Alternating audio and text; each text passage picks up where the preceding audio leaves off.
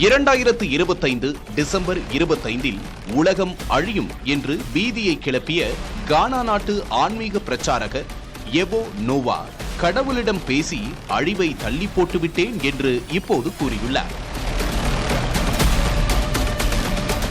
கடந்த சில மாதங்களாகவே டிசம்பர் 25 முதல் தொடர்ச்சியான மழையால் ஜலப்பிரளயம் ஏற்படும் என பிரச்சாரம் செய்த நோவா அழிவிலிருந்து தப்பிக்க உதவுவதாக கூறி கோடிக்கணக்கில் நிதி திரட்டி 8 பிரம்மாண்ட மரப்பேழைகளையும் கட்டியிருந்தார். இவரது பேச்சை நம்பி அண்டை நாடுகளான நைஜீரியா மற்றும் கேமரூனில் இருந்து ஆயிரக்கணக்கான மக்கள் தங்களது வீடு நிலங்களை விற்றுவிட்டு பணத்தோடு கானாவில் தஞ்சம் புகுந்தனர்.